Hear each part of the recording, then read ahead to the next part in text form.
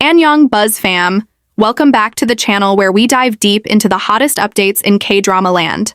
And today we've got something exciting to talk about, Korean drama ratings that are shaking up the charts this week. Whether you're a casual viewer or a full-on K-drama addict, you're going to want to stick around for this one. Let's start with TVN's Resident Playbook, because wow, this drama is really on the rise. If you didn't already know, it's the spin-off of Hospital Playlist, which, let's be real, was already one of the most beloved dramas in recent years. And now, Resident Playbook is proving it's not just riding on the coattails of its predecessor. The latest episode just hit an all-time high rating of 6.2% nationwide, according to Nielsen Korea. That's the highest it's gotten so far, and the timing couldn't be better, because we're heading into the final 2 weeks. So this is it. The storylines are tightening, the emotions are peaking, and clearly more people are tuning in. Now I want to know, are you watching Resident Playbook? Personally, I think it's doing a great job balancing that medical drama intensity with slice-of-life warmth, just like the original. But there's also something fresh about this one. The residents have different dynamics, more youthful energy, and new challenges. I'll be honest, I didn't expect to get this emotionally invested again after Hospital Playlist ended, but here we are. I'm totally hooked. Who's your favorite character in this one so far?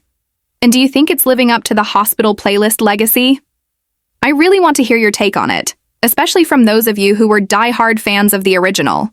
Now, let's shift gears a bit because over on SBS, The Haunted Palace is straight up haunting the ratings chart in the best way. It wrapped up the first half of its run with a massive 9.5% rating, claiming the top spot in its time slot. That also makes it the most watched miniseries of the entire day. Guys, that is impressive. And I have to say, this drama has been delivering. Creepy atmosphere, intriguing plot twists, and that classic SBS production quality. It's got all the ingredients of a hit. And if I'm being honest, I didn't expect it to pull ahead of some of the other dramas airing right now. I thought it might be too niche. But clearly viewers are loving it. Here's my question to you.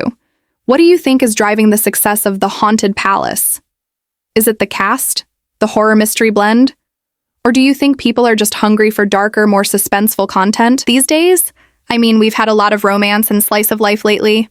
Maybe this shift was needed? Now, while Resident Playbook and The Haunted Palace are doing their thing, let's not forget JTBC's Heavenly Ever After. This one just kicked off the second half of its run and hit a new high rating of 6.4%. For a cable drama, that's solid. And what makes this more interesting is that it was the most watched cable program of the entire Saturday. It's kind of flying under the radar compared to the other two, but from what I've seen, it has a devoted fan base. The story has this blend of fantasy and emotional drama, and I think the writing has improved a lot in the later episodes. Sometimes JTBC dramas take a few episodes to really find their footing, and this seems to be one of those cases. If you gave up on it early, maybe consider giving it another shot. Let me ask you this. Do you think Heavenly Ever After has a shot at becoming a sleeper hit? And for those watching, how are you liking the story now that we're in the second half? All right, now here's the part of the list that's kind of bittersweet. MBC's Crushology 101. It only has 2 episodes left, and it just pulled in a rating of 0.8%. That's pretty low. Honestly, I had high hopes for this drama when it first started. The concept was fun, and the cast looked promising.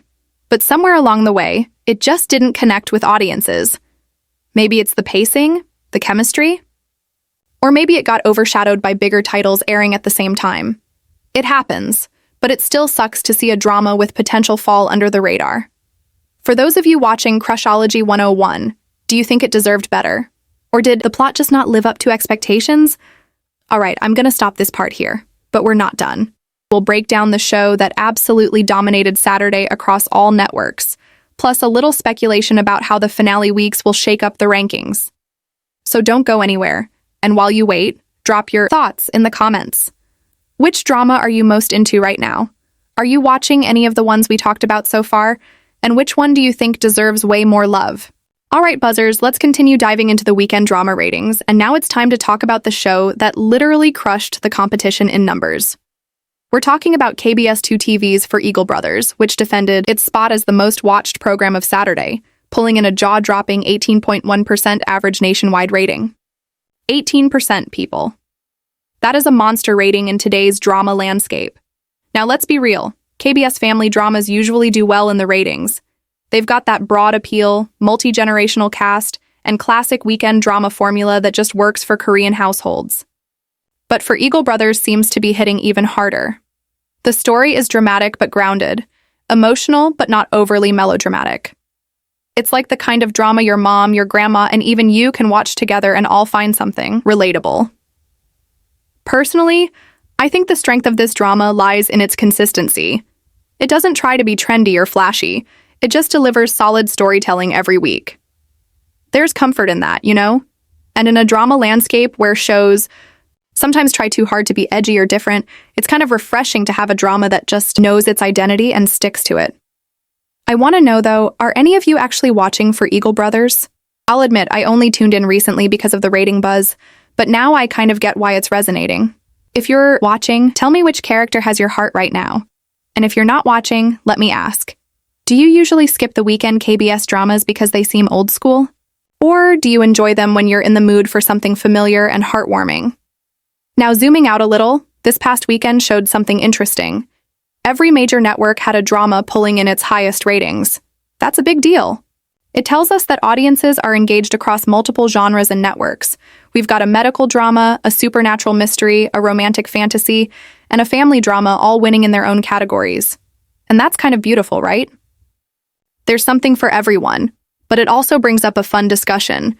How do you pick what to watch when there's this much good content airing at the same time? Are you loyal to one genre? Do you binge later or try to keep up with everything? Liv? Personally, I used to be a one drama at a time kind of person, but lately, with all these strong releases, I'm juggling like 3 at once and praying I don't mix up plot lines. Also, I'm curious to know what you guys think about the timing of all these finales. With several shows entering their final weeks, do you think the rankings are going to shift drastically? For example, could Resident Playbook possibly jump even higher in its final week? Or will The Haunted Palace keep its throne all the way through? I also wonder if we'll see a surprise late surge from Heavenly Ever After. I mean, that 6.4% rating might be the start of an even bigger climb. And honestly, I hope Crushology 101 can at least finish strong, even if the ratings didn't follow. Sometimes a drama's impact isn't just about numbers. Sometimes it's about the people who genuinely loved the journey. And don't forget, new dramas are coming up, which means the whole chart could be flipped in just a few weeks. That's the fun part of following the ratings like this. It's not just numbers, it's a reflection of how stories are landing with people, week by week. So buzzers, I want to hear from you. Which drama are you rooting for as it heads into its finale? Are you sad to see any of these wrapping up? And which drama do you think is going to dominate next month's rankings? Also, if you had to recommend just one drama from this list to someone who hasn't watched any, just one, what would it be and why? Let's help each other build our watch lists in the comments. That's it for today's episode of Anyong Buzz. If you enjoyed this deep dive into drama ratings and want more content like this, don't forget to like, subscribe, and turn on notifications so you don't miss out on our next update. Until then, keep watching, keep buzzing, and I'll see you in the next video.